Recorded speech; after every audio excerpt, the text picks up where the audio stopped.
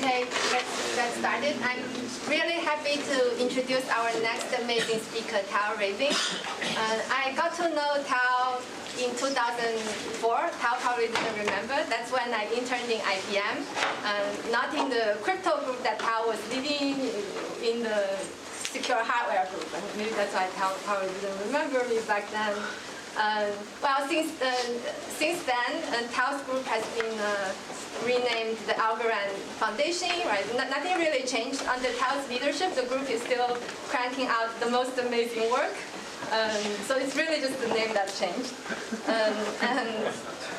And Tao has worked on the foundations of distributed computing and multi-party computation. So a lot of my own work actually was inspired and built upon Tao's amazing research, and I think maybe the same for many of you in the room. Tao has received many awards, like she received the RSA Award for Excellence in Mathematics, and she is an ACM Fellow and a Fellow of the American Academy of Arts and Sciences. She's an IACR Fellow. She has been named Woman of Vision for Innovation by the Anita Borg Institute. And also, Tao is a really powerful and influential woman. For example, she has been named one of America's top 50 women in tech by Forbes. And she's also named one of the 22 most powerful women engineers in the world by Business Insider. So now what this means is that if you are lucky enough that Tao invites you to one of her parties or to one of her amazing events, you're not allowed to say no. Okay. So finally, Tao has really done a lot of things to help more junior women in theoretical computing. Like, for instance, she founded the Women in Theory workshop, and we are all very grateful towards her efforts.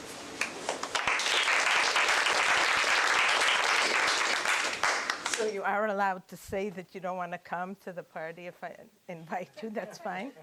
But I do remember meeting Elaine. I don't know when the year was, but I think that Elaine is very noticeable because she gets so excited from work and from everything. So it's always a pleasure to interact with her on any front. So, okay. So I'm going to talk about, so first of all, I want to thank both Elaine and Dalia for inviting me, and for Dalia for giving me advice about what to talk about. But between the time she told me and I prepared the talk, I forgot. So I hope that somehow it's related to what you said. I'm not sure. Okay. It was not an advice. What? It was not advice, it was instructions. So if you're... Dalia, we don't know each other from yesterday regarding instructions. Anyways, okay. So this is work that I'm going to talk, and it's joint work with Christian, who's here, with Hugo Kravchik, Jason Resch, and let's go with Chrissa. And it's interesting, this was work that was done when all 5 of us were at IBM, and miraculously now only Chris is at IBM, which is something that nobody could have believed in. Okay, so first I want to describe what I want to do, and I'll start with a very pictorial thing. You mine Bitcoins, and you have a wallet. And the good thing is that you mined them in 2011. So, and you have 10,000 tokens. So you really have a lot of money. Okay, and now you want to keep this money from getting lost. I'm sure all of you read from time to time, this wallet was broken into, this money was lost, and so on. So how are the wallets protected? They're protected by a digital signature key, because to spend the money, you sign with the key. And the question is, where do you keep this key? How do you protect the key? How do you not lose the key? It's not just if somebody breaks into your wallet and they can sign and take your coins away from you. Actually, even just losing the key is an issue, because you yourself cannot sign. In fact, those tokens will be lost to everyone, but you'll be the only one who will be really sad about it. So these are all really good questions, and what is the answer? What do we do with these things? So we can try and think of various solutions to address this thing. You have to tell me there in the back if yeah, okay. I just have to see the slides. I don't want to keep turning backwards. Okay, at some risk to my, okay, never mind, that's only power. Okay, you know what? I'll put it in. Okay, one more second, guys. The talk's gonna resume. Okay, there we go. Okay, now I hope I can see it a little better. Okay, no, that does not look like what I think it should. PowerPoint in the bottom. Yeah. What? Escape. Escape.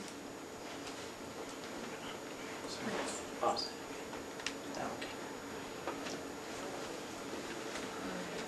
Yep. Okay, so we can think of all kinds of solutions to try and alleviate the problem.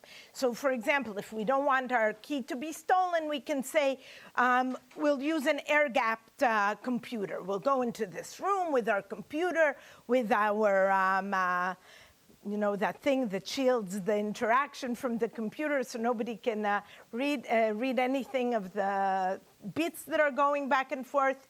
But this is not really an accessible solution, especially if you want to be buying from your wallet continuously. And it's prone to human error, and it has this problem that there's a single point of failure. That key is still in one location. If someone wants to break into that location, the key is there. Okay, so another solution to alleviate one problem, which is the loss of your key, is you can duplicate the key. You can put one key in one computer and another key in another computer. But this, now, you've increased the vulnerability of the key, because now an attacker can try either to attack computer A, where one key is, or to attack computer B, where the second key is. And you've really reduced it to the weakest link of these two computers, which is not a great situation. So here is another attempt at a solution. You will say that now, Eli. No, just Yes. not in terms of secrets, Yes. but suppose that you want to remember the GPS location of your house. It's very hard. There was this ingenious solution. There is an app, 3 words, that assigned 3 random words for each 3 by 3. Oh, yes, I read about it, yes. And Yes. I thought about this question, and I saw this, and I saw that attaching phrase to your digital, to your public. Okay, Eli, you've just transformed it from one key to another key. It's not. No, key that you can remember. Oh, okay, okay. You have to, it's not that simple. I mean, it also has to be a key that you have to sign with. It has to be part of a digital signature scheme. So, yeah, so how big is it going to be? Eli, at our age, 10 letters max, okay? So let's be realistic here about the key. Okay, so what you say is you transform the key not to be a single key, but you say when I give a signature, it really has to be, I'll assign keys, K1, K2, K3, and it really should be a signature consisting of signatures under each and every one of these keys, okay? But this thing has, so this really helps, and you can take, as I said, and you can put any 2. So here I've attached, let's say, 2, and you say that this is the signature. So you've improved the vulnerability of the key, because now, in order to forge a signature on your behalf, somebody has to attack both location 1 and location 2. Not or, but and. Okay. But these things now make the signatures very long, and also makes the public key very long. So we're losing in storage and in computation, something which we don't want. There are some solutions with bilinear maps that maybe alleviate the issue of how the signature is generated, but the public key still needs to be big, and that's an issue. Okay, so what can we do to start giving a solution to this problem that will both give us availability and security for the key? We can take this key K, and we can share it, again, I'm giving an exact example, with 3 subkeys, K1, K2, and K3. And in some magical way, any 2 are sufficient to create the key K, okay? And now we put them in 3 separate locations, as we did before. But now the question is, these keys, let's say if you think about it in the most trivial way, let's say K1 plus K2 equals K, okay? So I can't say I'm giving a signature under K1 and under K2. These things have to somehow be combined to generate the key K and to generate the signature under the key K. So let's say we take K1 and K2. Here's a trivial solution of how we do it. We take K1 and K2. Let's say location 1 sends to location 2. Location 2 sums K1 and K2, gets K, and signs. But this is not a good solution because it goes back to creating a single point of failure, right? Because the minute that K1 is transferred here, even if in some secure manner, now both shares are here, and again, you can attack only a single location. So this is not a good thing. So we really need to be able to sign using the key in its distributed form. That is, that location 1 will create something, and location 2 will create something independently, and then we will reconstruct these things back in order to generate the full signature under the key K. Okay. So this is where threshold crypto came into existence. And in fact, threshold crypto is a subset of the area of multi-party computations. And in multi-party computations, due to results from the 80s, including Shafi's, we know that we can compute any function. And this is basically any function where the input is distributed. Each party, PI, holds an input xi. We can compute any function, f of x1 up to xn, in a way that preserves the privacy of the inputs. And this is exactly what we had here. We had K1 as an input, K2 as an input, and we can compute any function, specifically the signature under K. So we know that we have these theoretical results. But what threshold crypto came and said is that we want to be able to do these multi-party computations, but in an efficient way. There is something in digital signatures, which are computing exponents, which are not very natural in the multi-party computation setting. The multi-party computation setting is based on circuits, and those take a long time to compute. So we want to offer some efficiency for computing these functions, signatures, encryption, and so on.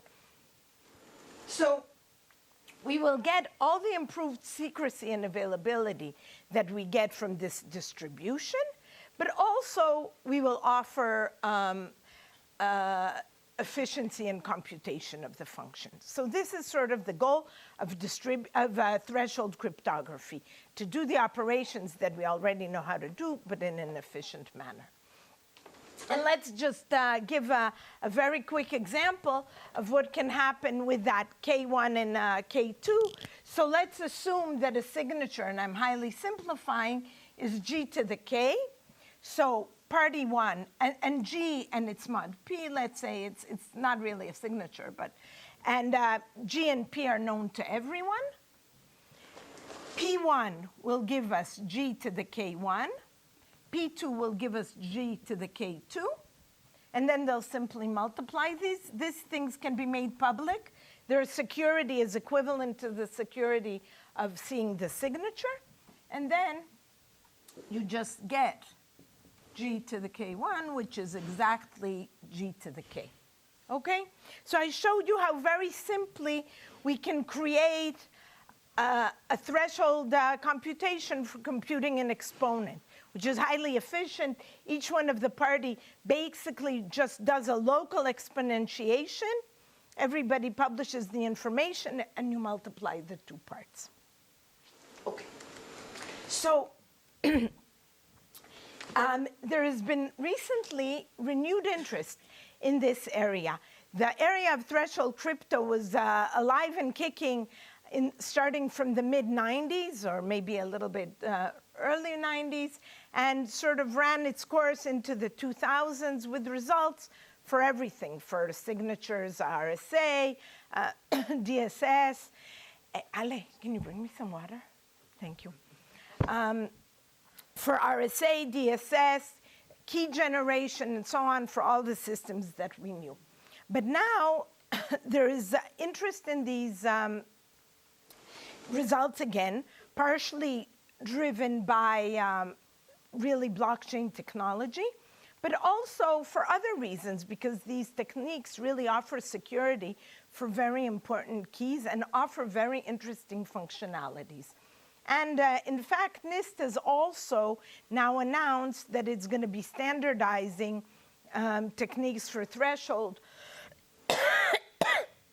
which is very important because NIST really does a great job at these things, and we, of course, use mostly their standards for many things.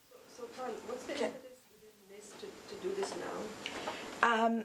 It's a good question, thank you. I do think that partially it is the blockchain. But I have to say that some time ago, there was some weird report by Congress that said that multi-party threshold and proactive security are exactly the things that are needed in order to ensure security in the internet. I can send you a copy of but so I don't know how it relates. But there are people there, in fact.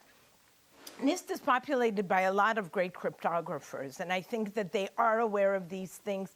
They grew on these notions. They studied while the time that it was happening.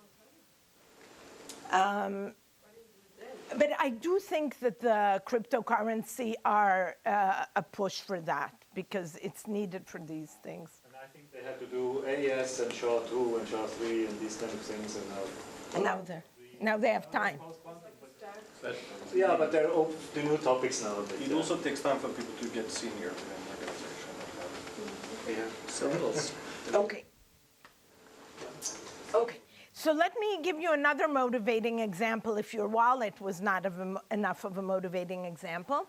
You can be in a permission blockchain. Okay, this is not a decentralized, complete, everybody participates. But in this blockchain, there's an encrypted database. And the owners of the database want to provide answers to questions about membership in the database and various other questions. So, but they want to do it in such a way that they compute these things in an encrypted manner. And only once that you have the encrypted solution, they want to decrypt only that specific item, and not give a full decryption on the database. So what is done is that it's encrypted under a key that none of them know. They somehow share it in this way that I had told you before. And then they run the computations, and then they distributively decrypt this thing. I had showed you encryption sort of creating an exponentiation, but we also know to do the reverse operations. Okay. So what kind of solutions did we have in the 90s and the 2000s? Encryption You could do the computation homomorphically. That would definitely be efficient in some method, and you keep the homomorphic key distributed. You use the word encryption, so what else would you do? Excuse me? You use the word encryption. Yes. Maybe you can do some computation under the key. I don't know. It doesn't necessarily. Okay, so that was a bit of a misuse. I could have maybe done other things. Maybe it's Because then you said that they do protocol for decrypting. yes. It could be encryption. It could be some computation. But basically, you arrive at the result at the end, encrypted in some form, and then you decrypt it. It's not in the sense of a multi-party computation. Okay. These things are Servers who do computation on behalf of other people, and they decrypt. You mean like delegated computations, or? No, I mean, like a lot of these multi-party computations are not used by people who really own the data, but they're servers that run. Right. So for example, we have another result that you do operations on genomic data. Some is held by the hospital, some is held by the doctor, and then at the end the answer is delivered only to the doctor. But this is not under encryption. This is sort of a, right, okay. Okay, so as I said before, we had solutions for all these things, for all the signature schemes, encryption schemes that existed at the time. Of course, later, when fully homomorphic came about, then people also did threshold schemes for fully homomorphic and so on. But how did we design our protocols? We assumed broadcast and that the parties were all synchronous. As Christian said in his talk, cryptographers don't care. So we simply, it was a nice assumption, and we just moved with it.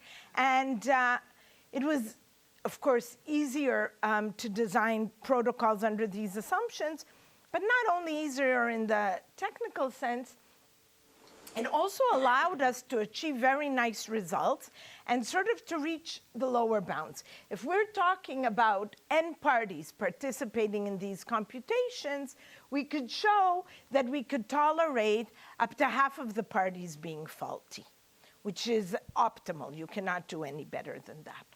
Okay. So what happens when theory meets reality? We always know that maybe not the best. So first of all, turns out that there's no broadcast, that you don't have a thing that you send and everybody hears it magically. Okay, so gone. And then turns out that synchronicity is another bit of a complicated assumption, that we can't really think that this would be the case either. Gone. Okay, so now what do we do? And it's, what's interesting about both these things is, I had said that we managed to reach optimal solutions where the number of faulty parties was, could withstand up to a half faulty parties. But maybe it depended only on one of these requirements. But no, it turns out that any one of these that we would give up, we would be stuck with going down to a resilience of only a third. We cannot sustain a half anymore because the broadcast requires a third, and in fact, the synchronicity, moving to an asynchronous model, also requires us to go up to a third of the party being faulty. So do we care? Maybe, yes. Why does broadcast require a third? Because there's a lower bound that you can tolerate at most a third. Signatures and synchrony. Right, so the signatures, but this would bring you up to T+1 rounds. We want to do constant expected, okay? So for the constant expected, you still need... Constant, expected constant rounds. With half, right, the Kuhn-Katz thing. Okay, you're right. Maybe in that case, I shouldn't say that it's both. Maybe really, you're right, the Kuhn-Katz does give a half. Okay, so maybe it's okay that we can tolerate only a third. Maybe it's not that bad. But it makes some cases totally impossible. And in some cases, it reduces our resilience to a point that we really don't want to be in that case. So first of all, you cannot have a protocol with 3 parties. And 3 parties is a very common number. People really want to have protocols for 3 servers. It's somehow, I don't know why, but it's a realistic number that people say, okay, we'll do 3 parties. Okay, so no 3 parties. But also in the case of 5, for example, think about it. If you are in the case of 5, you can tolerate 2 faulty parties if you're in the case of a half, but you have to go down to only 1 if you're tolerating a third. So that's not optimal. It really creates a big restriction. Now, if you have 5 parties, you really have to ensure that 4 are correct all the time and not broken into. And surprisingly, even in big numbers, it matters. If we're running a system with 100 servers trying to do some computation, this goes down from 50 to 33. So in every setting, this difference of going from a half to a third matters. It's not a good situation. Okay. So can we bridge that gap? So here, we're in the asynchronous place. We have a third. And here we have the synchronous bound, which is a half. And the question is, can we somehow go down? So again, to that point, this thing of the lower bound, because we do assume digital signatures, this is really not the case. But the asynchronous network definitely seems to apply that we need 2t plus 1. Okay, so what we want to propose is the following. It's been mentioned in many of the talks. What's our assumption? What are we saying about these processors? About their behavior? What is their Byzantine faults? How often do they happen, and so on? And the reality in life is that we build systems trying to tolerate a big number of faults, but in fact, these faults don't happen that often. In today's system, if it's a system that you're trying to secure and maintain in good standing, most of the time, the servers are up and not broken into. So in that setting, can we sort of move and say, we will build our protocol, and we will try to introduce, and here is to your request from the talk that we say TNS and TNL. You said FNS and FNL, but I have TNS and TNL. I thought if to change when you said it, but I decided against it. So the question really is, can we do something? Can we say, we'll leave this all-encompassing number of total faults, and we'll split the things in 2 directions, and we'll say, we'll have these 2 parameters, the T for security and the T for liveness. And we will go between these 2 things. What will the T for security mean? The T for security will mean that if you really go beyond that number of faults, you're really going to be in trouble, because then you're going to lose, for example, the key. So that's major. But we're willing to sacrifice something in liveness. We're going to say we may lose liveness before the case of the third, but as long as few faults happen, we will have both liveness and security. We will maintain the secrecy of our key and still continuously run the system, because in most cases, we will not lose liveness because we'll have much fewer faults. And this is where we were previously, which is the third. And what we're saying is we're going to go and we're going to move. We're going to lose 1 in liveness, but we're going to gain 2 in security. And so we're going to go all the way up to the point that we're saying, we'll have security, even if up to a half are corrupted. We'll not lose the data before that, but we can go up to here. But we will lose liveness a bit earlier at a 4th rather than at a 3rd. Okay? What was the question? Okay. If it's the imagery, then I didn't do it. Why do you stop there? Okay. That's very interesting. I think that we can prove a lower bound, okay? So you understand why we stop at a half. Well, maybe you don't, but the point is we're doing all kinds of things of secret sharing, so we can never go beyond the half because we don't have schemes that enable us to both reconstruct and keep secret. So we're stuck here. And this somehow drove the quarter in our results. Maybe we can do something. Sorry, are these less than or equal or strictly? Are they less than and equal? As long as you have less than a half. Yeah, I'm all the time cheat with the, with the bottom. For a 4, you can have only 1 wrong. Okay, you cannot have 2. Just less than. Yes, less than. Yes, less than or equal. But, okay, it depends if the number's odd or even. Okay, so yes, all these, I always fudge a little bit when I say less than at most and so on, but the idea is you can never go beyond a half. Okay. So as I said, this is a very viable approach because we're really optimizing sort of for the case where really there are going to be few faults. And because of that, we will be able to compute most of the time the system will be running. Okay. So this is just a graph depicting it. And as I said before, there's a 2-to-1 trade-off between the secrecy and the liveness. Okay.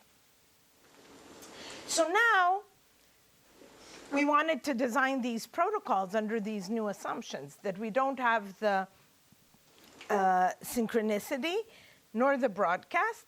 So we want to substitute the broadcast with a BFD protocol. And now the question is, what do we do? How do we design this protocol to achieve these properties? This idea of having 2 thresholds is in distributed computing called eventually synchronous. This Okay.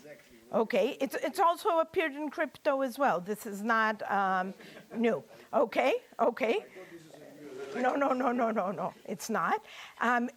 However, in our case, in the asynchronous setting for threshold, these solutions did not exist. So this is, if I had made the appearance that we invented 2 thresholds of the, no, okay. What do you mean? 2 hours ago, it was mentioned by one of the people in the audience, right? Yes, you said exactly that, David.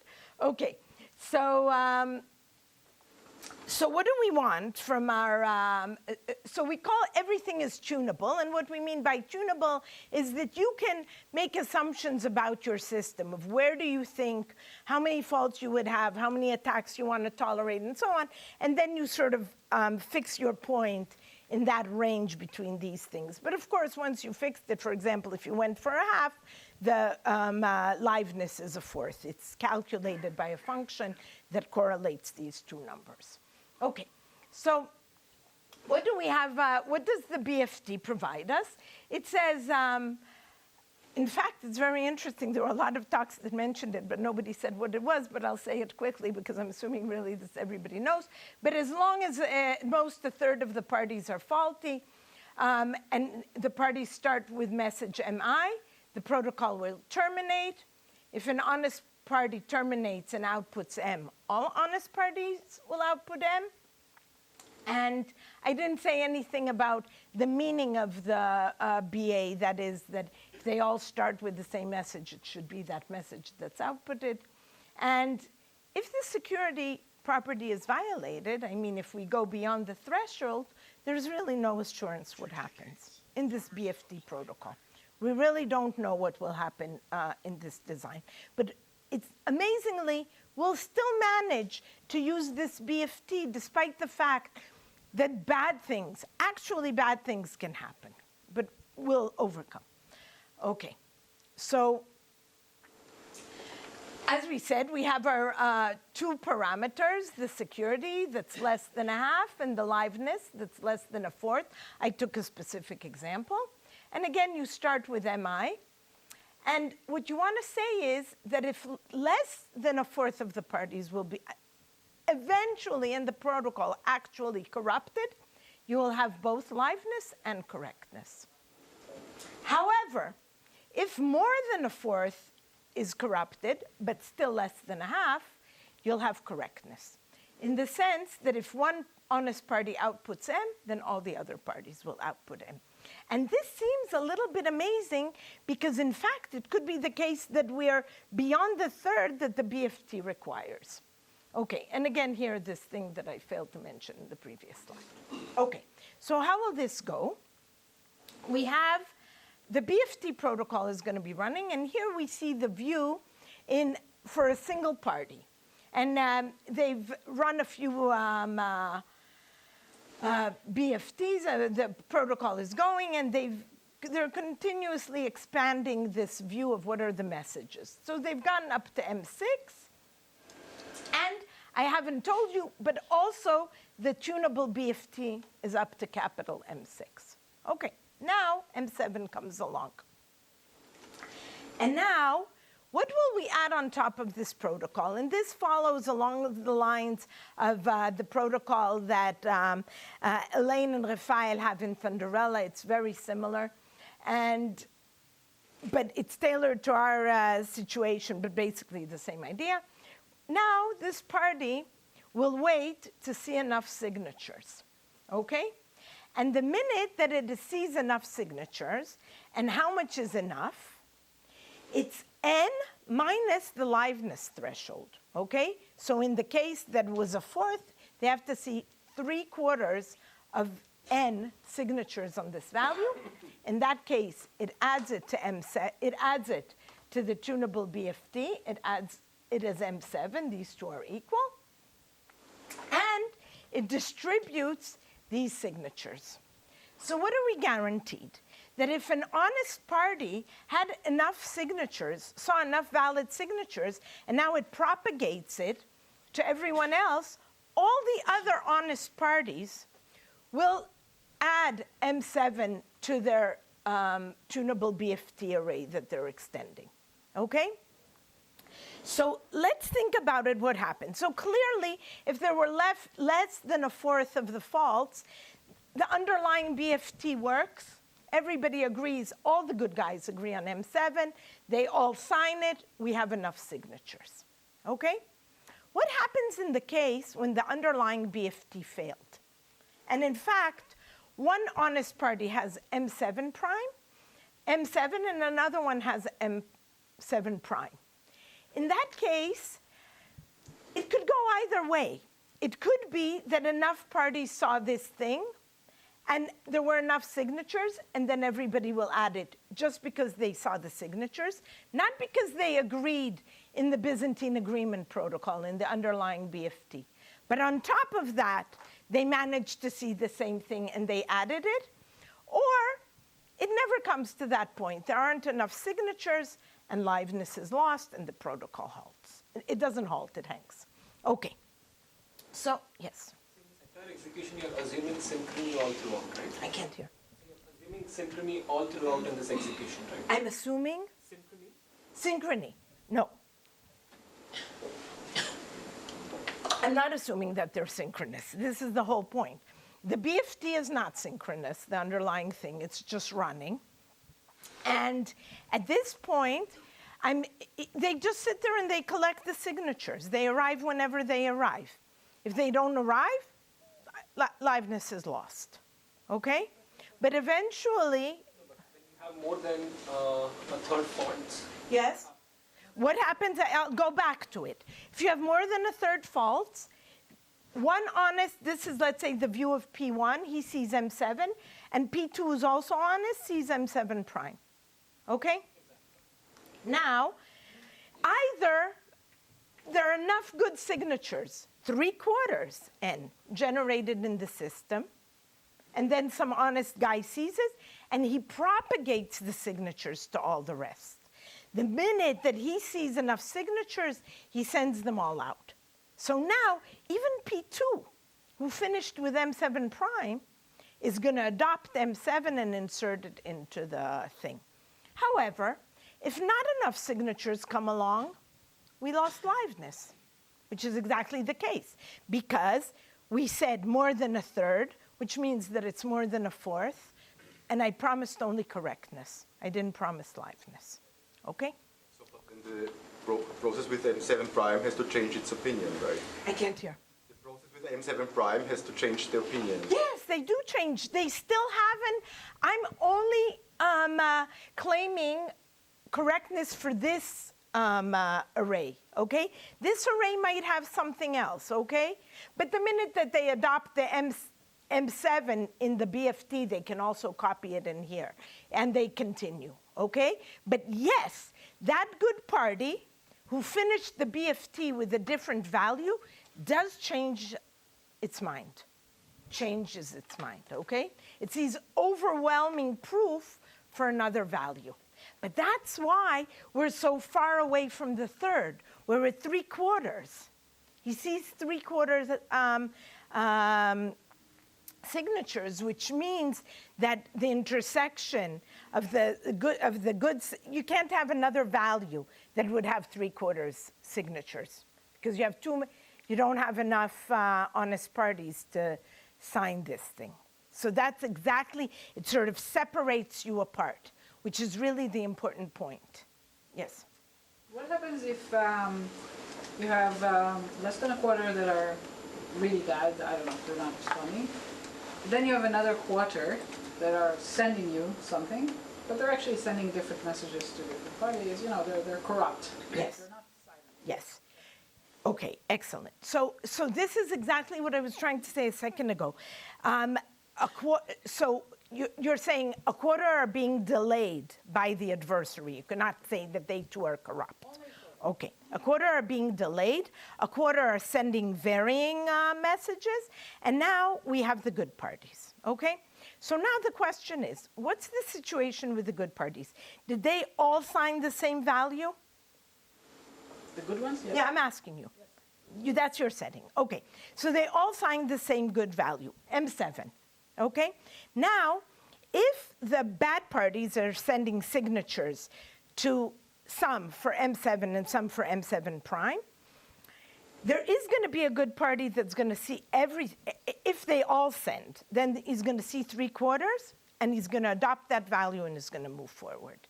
If the bad parties split and they send mixed, then you won't get the 3/4. And for the sleeping ones, eventually when they wake up, because it's not indefinitely that they sleep, they will also adopt M7, if an honest person adopted it. Because why? Because there were 3/4 signatures here. Okay. Okay? Okay. So, yes. I'm going to read you soon a text from one of my coworkers, from Hugo, who's listening all day online. And he said to me, texted me just before the talk, don't let people ask questions. Okay, here you go. So, if it deadlocks, if it's not the case that Dalia said, but like they reply different signatures. Yeah, the good guys, they're split. Yeah, yeah. Is there any way to recover later on, some proactive recovery, or we're just deadlocked forever? Okay, so there are two different cases. It slightly depends on the behavior of the adversary. If, for example, the adversary he gets Eli to sign 0 and 1, then you can identify that Eli is faulty. You notify the administrator out of band, and the server is rebooted, and so on. But there could be a situation where it hangs. I don't want to say, because he could just be passively attacking the system. So all these solutions really require to be fixed from outside. We cannot internally fix it. That would completely contradict any lower bounds that we have. So definitely, we're talking about real systems. This is not theoretical. And we would need mechanisms to enforce, to reboot. Hopefully, we can only reboot Eli. But sometimes we would need to reboot the whole system, because we won't be able to identify the faults. So this is definitely a part of our solution, which is outside the cryptographic protocol itself. Okay. Until now, I was interested in the results, but now you have a groundbreaking. For rebooting Eli? Well, you have to get a signature from him, both for 0 and 1. When you deliver, I'll do the rebooting. Okay, Eli's not amused. Okay. Okay. So as I said, I talked with that. And as you asked, the option of fault detection, it could be the case that we would have fault detection, but there are cases where we cannot, and then we would need to do something. Even to detect, you need synchrony at some point. Like if it's a fully asynchronous. Yes. It's going to be some local clock. I don't have to be synchronized with others, but I can say, listen, I've been waiting an hour. these things should be tick-tick. Something's wrong. Okay. What? That depends on your model, but you can say this or not. Okay. We can say it. Okay. So what we actually do in our paper is on top of this tunable BFT, we construct tunable everything. Distributed key generation, signatures, decryption, proactive, a notion that I didn't discuss, PRFs, and many more. Okay. So let's try and talk a little bit about the next primitive, which is important, which is distributed key generation. Because what do we want? In many cases, we want the encryption scheme to be such that nobody knows the secret key that is encrypting things, that it would have also been generated in a way that nobody holds the information. So this, for everybody who's a little bit familiar with multi-party computations, this always starts from verifiable secret sharing, or secret sharing as the basis. And the idea is that there's a party and it has an input, and it sort of can distribute it amongst a set of parties, so that any subset of T can reconstruct the secret, but any subset of less than T cannot reconstruct the secret. Okay, I had shown you before, in some sense, a secret sharing when I said X1, X2, X3, and I said any two can reconstruct K, and with one you cannot. Okay, so we have this technique for Shamir secret sharing. I'll show it in more detail later. But what happens in the synchronous setting is that we cannot guarantee exactly Dalia's thing, right? These parties are sitting there, they're delayed because of the adversary, they're really not malicious, but we're just sitting there and waiting. And it's always this tension in the asynchronous model that you don't know if you're waiting for someone because they're late, or you don't know if you're waiting for them because they're bad. So we're sort of stuck in this case, but what's important in this secret sharing scheme is we always need to be assured that each party has a part of the key, okay? So if we have 3 parties, K1, K2, K3, they each have to know this part. It cannot be that only P1 and P2 got their pieces and P3 did not. So we need this extra thing, but it's complicated in this asynchronous setting because we don't know what to do. These people haven't told us that they have their piece, but we need to move on because maybe they're never telling us, and we don't want the delayed parties who are maybe malicious to create sort of a denial of service attack. Okay. So as I said, we need that all parties need their shares, and why it's exactly what I explained. We might be stuck later if we're missing some of the shares. We're going to have a problem. So Stadler introduced a mechanism called publicly verifiable secret sharing. And what this means is that when you do the sharing, you can verify the shares of the parties are given out under some scheme that we know that the receiving party can extract the secret out of it. And we verify on some public information that the sharing is proper, that these shares really create something. However, Stadler didn't use encryption. He used some forms of commitments, and from that, the secrets were not easily extractable. So the question was whether we can do something that will guarantee that we can extract the secrets easily, and big secrets. When it's commitment, you can only do small secrets, but we actually need keys with a lot of entropy. So how? What do you mean by not easily? He did a commitment. Let's say that the share is put in G to the KI. It's a stupid example, okay? And then let's say it's 10 digits, so 10 bits. So he checks all the 10 numbers and he extracts it. I'm giving a stupid example, but something like that. But you can't, in Hebrew we say you can't build a nation on that. You need more than that. Okay, so we assume that there's a PKI, and each party has a public key, PKI. And the secret is shared, and this is the Shamir secret sharing scheme via a polynomial, f of x, whose is defined by random numbers a to the t, x to the t, where a0 is the secret that you're sharing. And you create shares for each party by computing f at I. This is the share of party pi. And you can see very easily that any set of t plus 1 parties can interpolate the polynomial and thus derive its constant term. And for any subset of less than t plus 1, even t, you still have any value could be computed as a0. So now what do we do? I don't understand the PKI. The PKI, okay. You started with a problem of I want to protect my secret. Yes. The moment that you have PKI, you have a secret. You have to protect it. So you pass the problem of remembering a secret to another problem in which you have to remember a secret. So it seems a little bit... Okay, so it's true, but I said that I'm going to be increasing the security. So now, in order to get these shares, I'm going to be encrypting the shares under these public keys. I need to break into more computers, okay?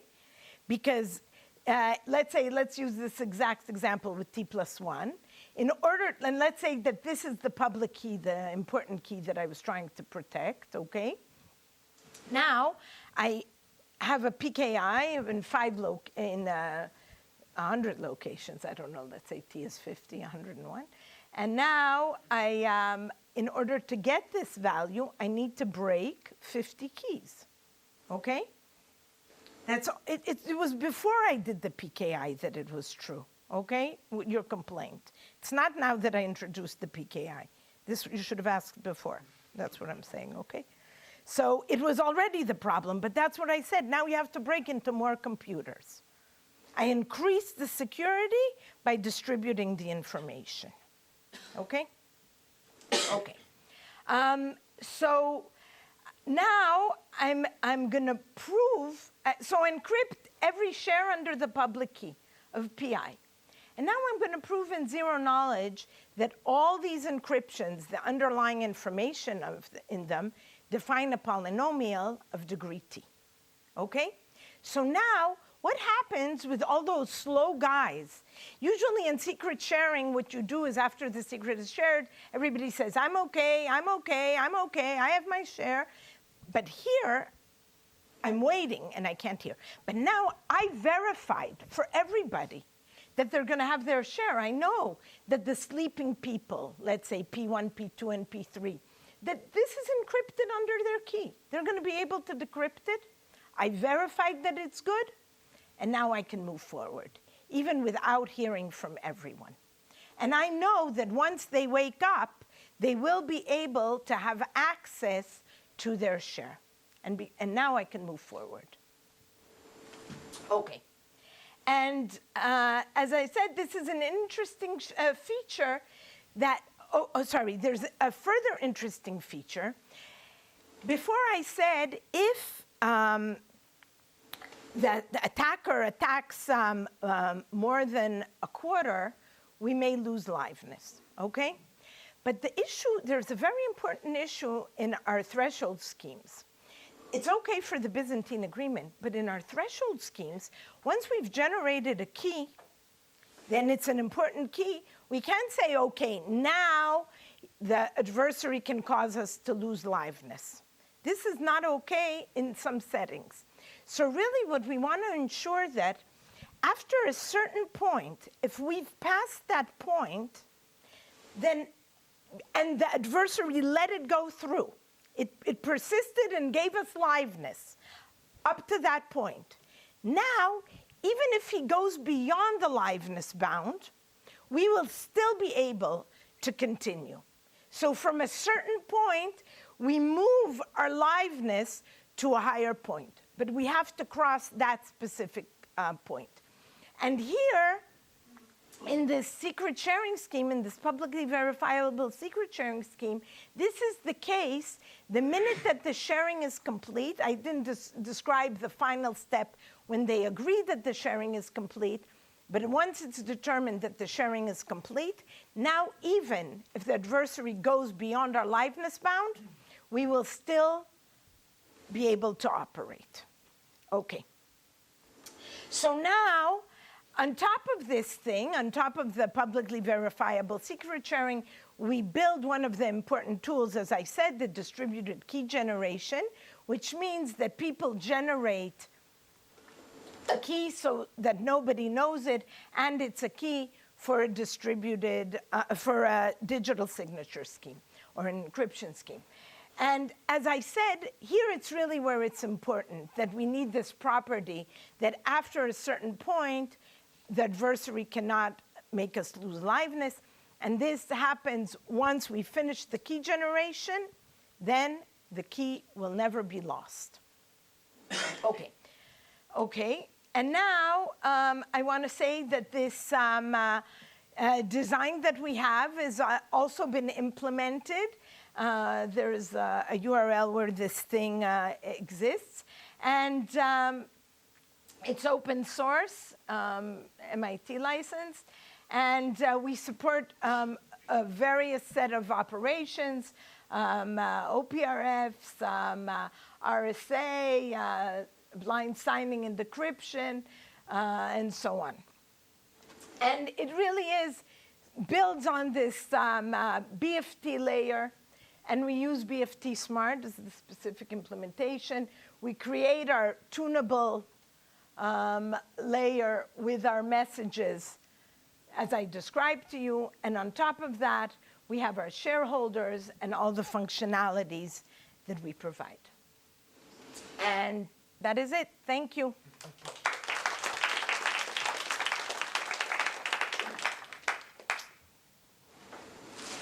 Yes?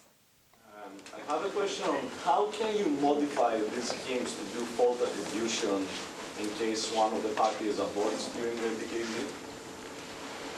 Say again what you want? If like any of the parties during the multi-party computation aborts, is there a way to figure out which party that was to penalize them in some way? Okay, so some cases yes, but some cases no. We're not necessarily able to do that. And so maybe you have some mechanism that you say, if you haven't heard from a party in a long time, then you notify the admin that you're not receiving their messages. Of course, I said there are behaviors which are easily detectable. 2 conflicting signatures. You know exactly what the protocol is. And if, in fact, some party creates 2 that are different, you send it to the admin, and they can verify that, in fact, something is going wrong in the system. I see. But not necessarily. I mean, yeah. Usually, don't you have like a broadcast channel? So, like, are you always able to identify which party it was like that? No. Okay. So I'm thinking of this like in the context of the Genaro Goldfeder threshold CDSA. Yes. And if there's a way like to add some attributability on it, have you had any thoughts? So I want to say something. They deal with signature generation, okay? The key's already been generated, and now they're signing.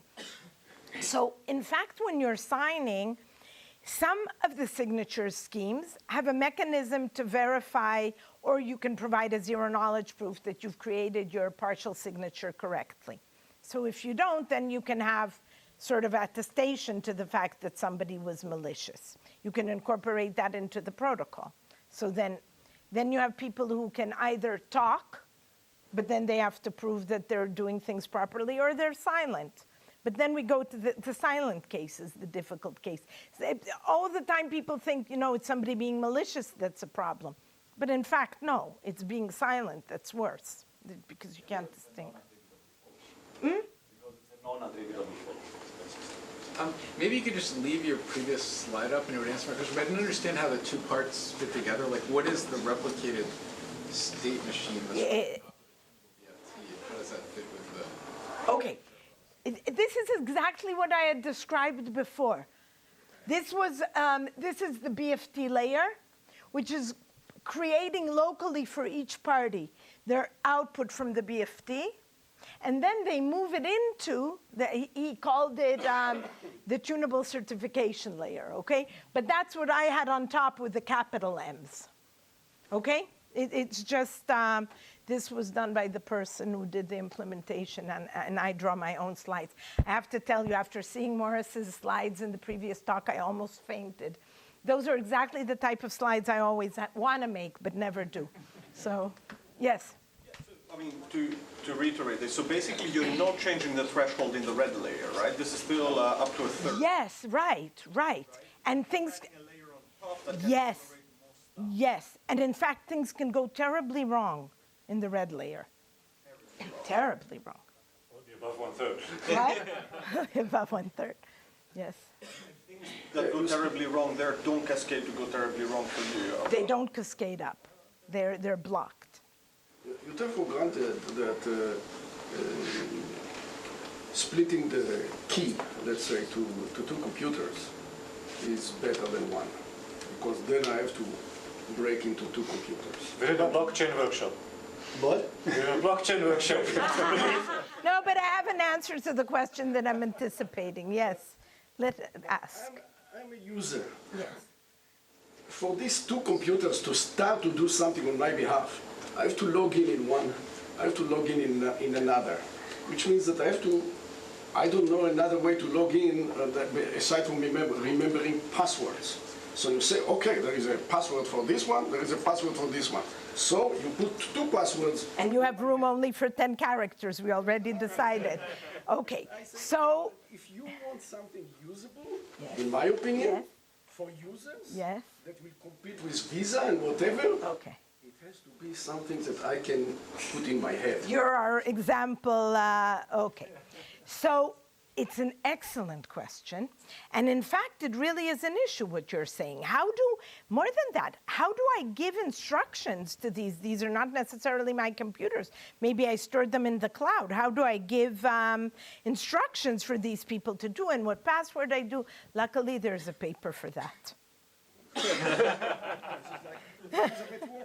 So Hugo has a paper with the stash, and I think there are more authors on the paper, and they deal exactly with that question. So, yes. Okay. I thought you were going to ask something else, but I had an answer to this one too. Yes. So, if I understand correctly, if you have more than quarter silent participants, then your BFD layer might lose liveness. In a quarter? No. You have to go. Which one? The red one? No, the red one is a regular BFD. It'll lose only at a third. This one fails only when there's a third. But I will lose liveness on top of it. Okay, sorry. Okay. But in any case, in the layer on top of it, you're going to wait for 3/4. Yes. In the case, half a quarter, just so we know we're talking about the specific case. Yes. We have a paper in the coming CCS conference where if you... The one you talked about at Crypto. I had it to look, because I think your schemes can enhance this to get better results. So it seems like since you're already willing to sacrifice... Right. I completely forgot. Yes. Unless you're writing... What? Yes. But I was thinking about that exactly when you were talking at Crypto. Yes. Talk about it tomorrow. Good. Okay. It'll remind me for a short time again. Yes. But then BFD Smart must collect more than, it must collect three quarters of the signatures, right? BFD Smart? No, it's a regular BFD Smart. We didn't modify it. No. We built something on top of it that now starts collecting. The minute that a party finishes the red layer and something was inputted here, they sign it. And then it goes up to the top level. BFD Smart is not modified. It's exactly the same. But still, sorry, this is blowing my mind. Okay, that's what I want to hear at the end of my talk. It's blowing my mind. Okay. suppose then the third Byzantine node at the BFD smart layer, Yes. then basically different parties may deliver different decisions on a particular slot. Yes. Yes. But you know that in that case with a half a quarter, I already do not guarantee anything at the top layer. Because you said a third is more than a fourth. Okay, but I thought that tolerated fourth for liveness, what I'm talking For about. liveness. So the safety is violated at that point. Exactly. They won't, two honest parties will not put a different M capital 7 and an M prime capital 7. The bottom blue is garbage, but the top The one. bottom blue is garbage. That's pretty cool. Okay, thank you very much. And that we're going to end the talk.